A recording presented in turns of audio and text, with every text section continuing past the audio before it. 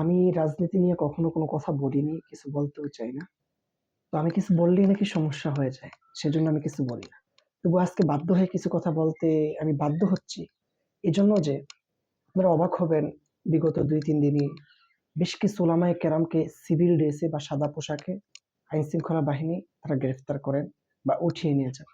অথচ আমাদের রাষ্ট্রের নিয়ম হচ্ছে বা আমাদের স্বরাষ্ট্র উপদেষ্টা ঘোষণা করেছেন গত ৯ ডিসেম্বর এবং কি গত ২০২৫-এর ৬ জানুয়ারিতেও তিনি ঘোষণা করেছেন সিভিল ড্রেসে কোনো পুলিশের যেই ডিবি আছে তারা গ্রেফতার করতে পারবে না কাউকে। গ্রেফতার করতে হলে তাদের অবশ্যই জ্যাকেট এবং সাথে আইডি কার্ড রাখতে হবে। যে জায়গায় স্বরাষ্ট্র উপদেষ্টার কথায় আমাদের প্রশাসন মানছে না এবং আমাদের যারা আইন প্রণয়ন করে তারাই আইনের প্রতি শ্রদ্ধাশীল না, সেই জায়গায় আমাদের জনগণ কিভাবে আইনের প্রতি শ্রদ্ধাশীল হবে? আমি আপনাদেরকে একটা রিপোর্ট পড়ে শোনাচ্ছি।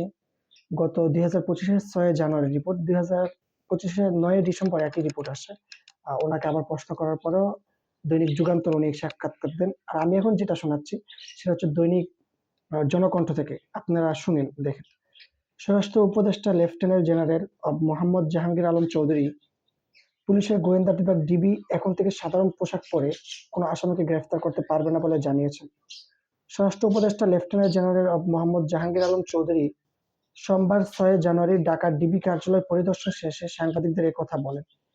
তিনি জাহাঙ্গীর আলম চৌধুরী বলেন, ডিবির সদস্যরা সিভিল ড্রেসে কাউকে গ্রেফতার করতে পারবে না।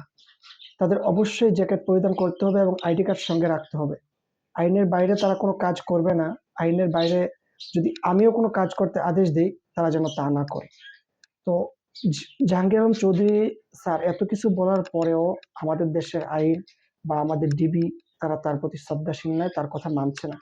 তো তারা কাদের নির্দেশে, কার কথা অনুযায়ী তারা এই যে একে একে এই সিভিল ড্রেসে বা সাদা পোশাক পরে ওলামায়ে কেরাম সহ আরো বিভিন্ন জনগণকে গ্রেফতার করছে?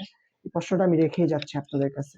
আমি ভিডিওর পাশেই আপনারা দেখতে পাচ্ছেন যে আমি বেশ কিছু স্ক্রিনশট এড করে দিয়েছি এবং আমি বেশ কিছু নিউজ এড করে দিয়েছি। আপনারা সেটা পড়বেন।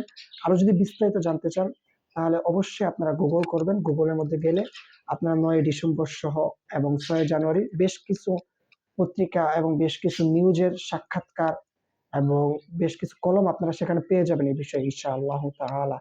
তো আমি উদাত্ত আহ্বান রাখবো প্রশাসনের প্রতি, আপনারা নিজেরা আইনের প্রতি শ্রদ্ধাশীল হন, জনগণ আইনের প্রতি শ্রদ্ধাশীল হবে।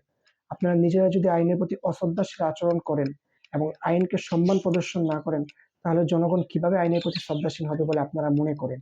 এই প্রশ্ন রেখে আমি বিদায় নিচ্ছি। জাযাকুমুল্লাহু খাইর। আসসালামু আলাইকুম ওয়া রাহমাতুল্লাহ।